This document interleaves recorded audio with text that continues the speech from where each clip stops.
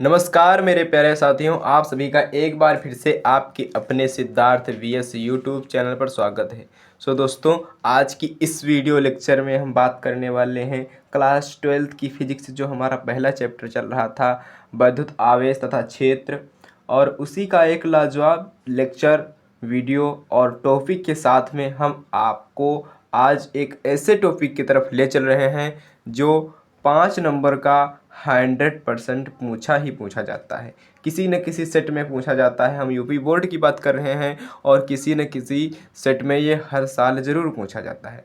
हालांकि ये बहुत ही इम्पोर्टेंट है और बहुत ही अच्छा टॉपिक है, बहुत प्यारा सा टॉपिक है। आप लोगों की जैसे आप लोग प्यारे हैं सभी, इसी तरीके से ये टॉपिक भी बहुत अच्छा प्यारा है।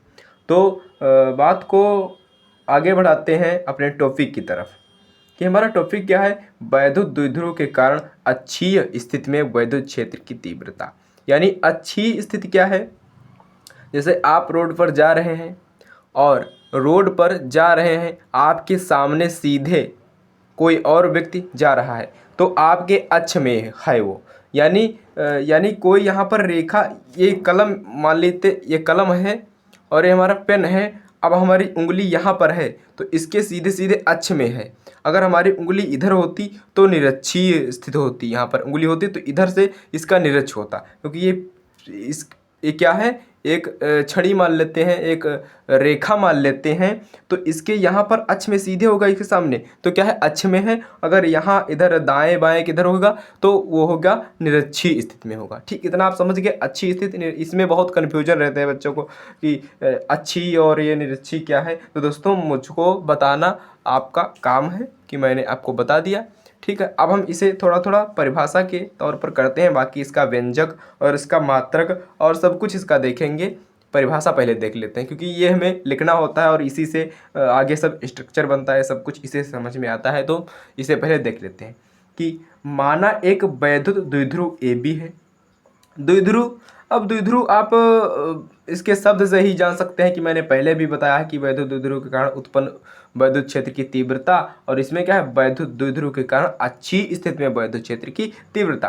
तो क्या है, इसमें वैद्युत द्विध्रुव है, यानी वैद्युत है उसमें द्विध्रुव है, तो द्विध्रुव है तो एक प्लस आवेश का होगा, एक माइनस आवेश का होगा, यानी एक ऋणावेश होगा और एक धनावेश होगा। तो ए बी है जो कि एक ऐसे माध्यम में रखा है जिसका परावैद्युतांक के है, यानी एक ऐसे माध्यम में रखा है जिसका परावैद्युतांक क्या है, के है। ये के क्या है, तो एक स्थिरांक है ना, एक माध्यम है।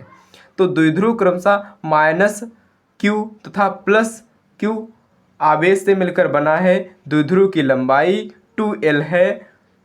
द्विध्रुव के मध्य बिंदु O से R दूरी पर एक इसके अक्ष में बिंदु P है, जहां पर वैद्युत क्षेत्र की तीव्रता है। यानी क्या है, एक वैद्युत द्विध्रुव AB है और AB वो कहाँ है, AB देखो, एक A है और यहाँ पर B है, तो AB द्विध्रुव है, यानी द्विध्रुव इसके हो गए प्लस आवेश और माइनस आवेश। बीच में क्या है, O बिंदु है और इसकी R दूरी पर और इसके ही अक्ष में क्या रखा है, बिंदु P है, और बिंदु P पर ही मुझे वैद्युत क्षेत्र की तीव्रता ज्ञात करनी है। तो बहुत सिंपल सा है और अच्छे से आप करेंगे हमारे साथ तो आपको भी हलवा लगेगा। ठीक है, तो मैंने क्या बना लिया, इसका जो परिभाषा थी तो मैंने इसमें पूरे में बंद कर दिया परिभाषा को। इससे अब मतलब नहीं है, अब इससे केवल मतलब है कि माना एक वैद्युत द्विध्रुव ए बी है, ठीक है, और जो प्लस आवेश तथा माइनस आवेश से मिलकर बना है, उसके मध्य में, इन दोनों आवेशों के मध्य में एक बिंदु P है और बिंदु O है, और O से R दूरी पर, बिंदु O से R दूरी पर बिंदु P है उसी के अक्ष में, और जब उसी के अक्ष में है बिंदु P तो R दूरी पर है, तो यही P बिंदु पर हमें वैद्युत क्षेत्र की तीव्रता को ज्ञात करना है, यानी E को ज्ञात करना है। ठीक है, तो हम देखते हैं कि मान लेते हैं प्लस क्यू से P की दूरी क्या है, यानी जब प्लस क्यू से मानेंगे तो P की दूरी क्या है, तो इतनी पूरी दूरी 2L है, तो यहाँ से आधी कर देंगे तो L एक L इधर हो जाएगा, एक L इधर हो जाएगा और एक L इधर हो जाएगा, तब तो ना पूरा 2L बनेगा। जब पूरा 2L बनेगा तो एक L इधर का, एक L इधर का, L 2L हो गए। ठीक है, अब जब हम प्लस आवेश से इसकी दूरी निकालेंगे तो क्या करेंगे, आर यहाँ से है, अब जब आर आधे से है और यहाँ से एल है तो क्या करेंगे, आर में से इस एल को घटा देंगे तो बिंदु बी या कहें प्लस क्यू आवेश से इसकी दूरी इतनी निकल आएगी। यानी हम इसी से घटाएंगे, यानी मान लो यहाँ पर पूरी दूरी 10 मीटर है, 10 मीटर है और इतनी क्या है 3 मीटर है, तो 10 में से 3 घटा देंगे 7 मीटर बचेगी। ऐसे ही आप समझिए कि ये पूरी दूरी यहाँ से है एल आर है और इतनी है एल, तो हमें यहाँ से इतनी दूरी सिर्फ निकालना है, तो प्लस आवेश से तो इतनी दूरी इसमें की घटा देंगे, ये हमारी निकल आएगी। ठीक है, तो क्या निकाला है यहाँ पर, प्लस से पी दूरी की, पी की दूरी क्या है, आर माइनस एल, यानी आर में से एल को घटा देंगे, इतनी दूरी हमारी क्या निकल आएगी, ये दूरी निकल आएगी। फिर क्या करेंगे, माइनस क्यू से पी की दूरी क्या है, तो माइनस पी से क्या होगा, माइनस क्यू से क्या होगा पी की दूरी में, तो ये पूरी क्या है एल है, ए क्या है आर है और ए इतनी एल है, तो एल में आर को जोड़ देंगे और यहाँ से इतनी पूरी दूरी निकल आएगी। ठीक है, तो यहाँ पर आप देख सकते हैं आर प्लस एल है, इतना आप समझ गए, कहीं कोई दिक्कत ना। और हाँ, आपकी समझदारी के लिए हम और बात बता दें कि ये हमारी विद्या की जो बुक है विद्या प्रकाशन की, उसमें क्या है इस तरीके से दिया है, अक्ष पर स्थित बिंदुओं के लिए वैद्युत द्विध्रुव के कारण वैद्युत क्षेत्र, यानी इसमें कुछ और तरीके से है कि अक्ष पर स्थित बिंदुओं के लिए वैद्युत द्विध्रुव के कारण वैद्युत क्षेत्र, तो बात एक ही, वैद्युत क्षेत्र की तीव्रता बात एक ही है, आप मैनेज कर सकते हैं। ठीक है, हम इसे आगे बढ़ाते हैं।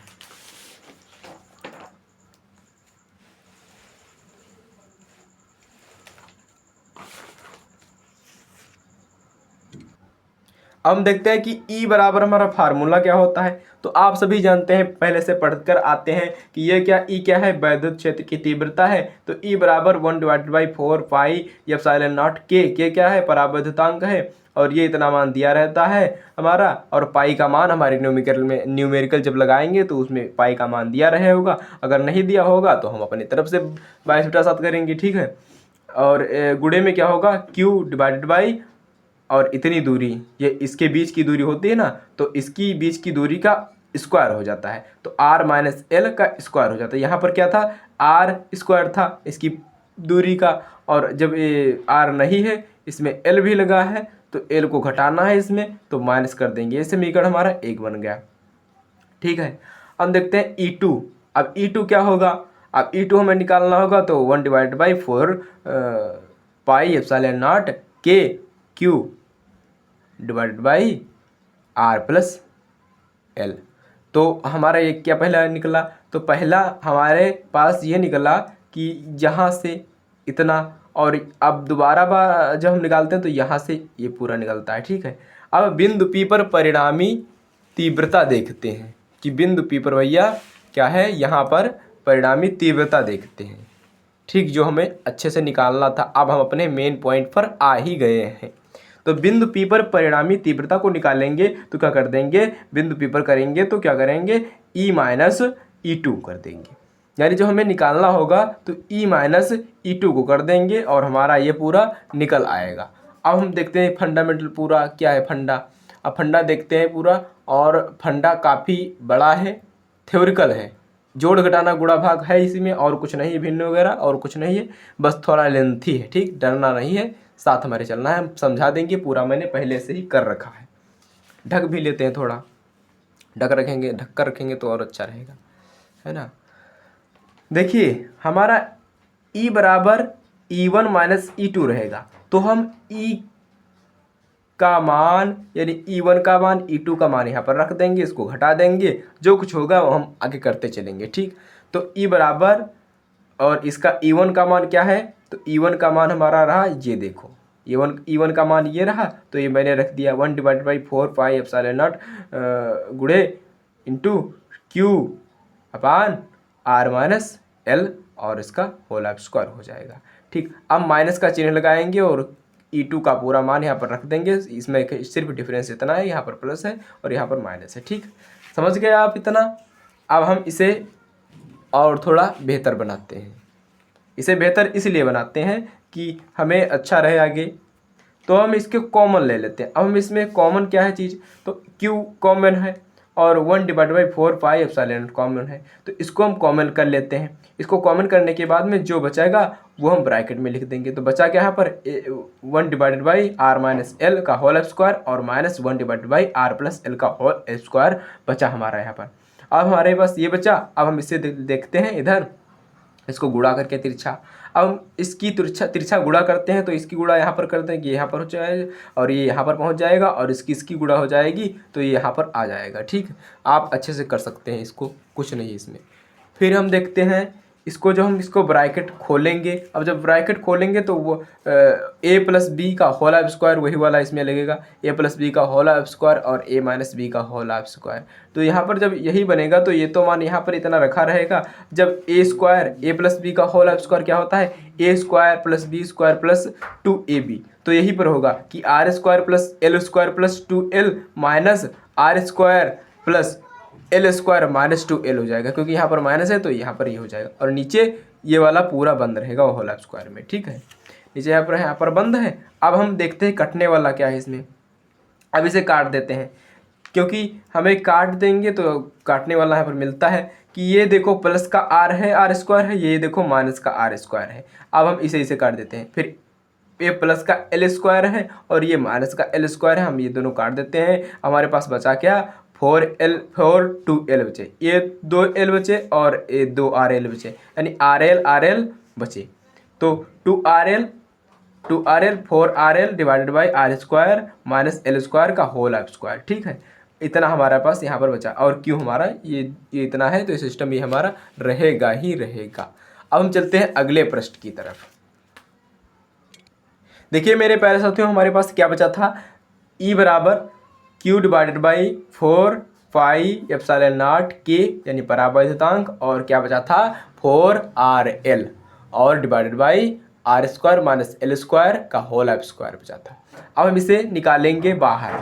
अब जब बाहर से निकालेंगे तो देखो क्या होता है इसमें, अब इसमें बहुत कुछ हो जाता है। अब हम यहाँ पर Q को इसके यहाँ पर पहुँचा देते हैं, और यहाँ पर एक फिर से ले आते हैं जो हमारे पास पहले था।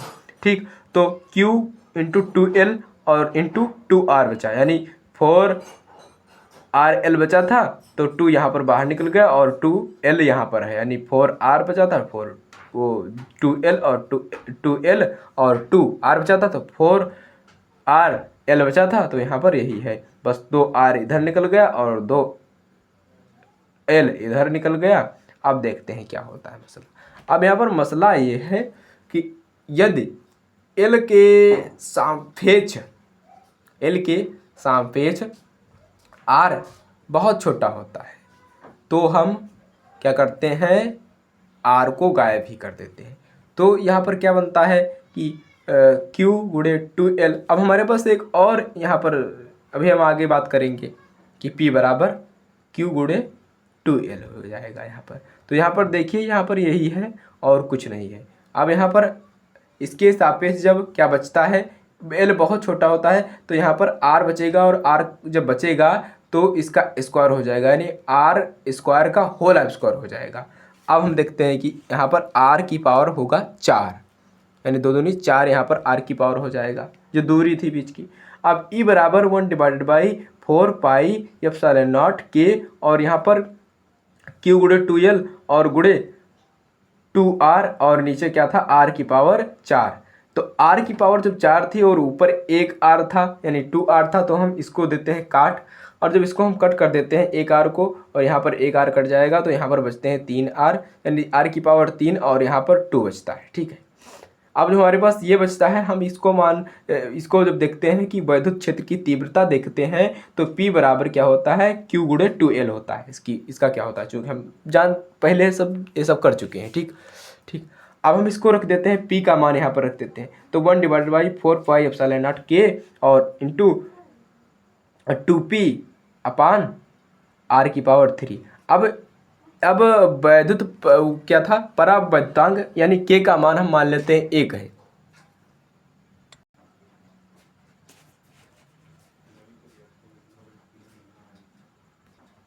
देखिए अगर हम k का मान 1 रख देते हैं तो हमारे पास ये क्या हो जाता है, वैद्युत क्षेत्र की तीव्रता, और जो हमारा पी बिंदु पर मान था वो हमारा मान आ जाएगा E बराबर 1/4 पाई एप्सिलॉन नॉट के इंटू 2p r की पावर 3 हो जाएगा। अब हम के का मान 1 रख देंगे तो इस के का कोई मान ही नहीं होगा, यानी 1 लिखा ही नहीं जाता है, तो के को कट करेंगे केवल इतना मान होगा E बराबर 1/4 pi epsilon not into 2p r की पावर 3 हो जाएगा इंटू, ठीक। तो ये हमारा क्या हो जाएगा, बिंदु P पर विद्युत क्षेत्र की तीव्रता हो जाएगा। और ये अच्छी स्थिति का है, निरक्षीय स्थिति का नहीं है। जो निरक्ष में होगा तो मैंने पहले ही बता दिया कि निरक्ष में ये है कि मान लीजिए ये हमारी कोई रेखा है और इसके जब अक्ष में रहेगा, इसके मतलब सामने रहेगा तो क्या रहेगा, इसके अक्ष में है। अगर दाएं बाएं इधर उधर रहेगा तो निरक्ष में रहेगा। सो दोस्तों मिलते हैं किसी नेक्स्ट वीडियो में, तब तक के लिए जय Hind, Vande Mataram, good bye, light problem.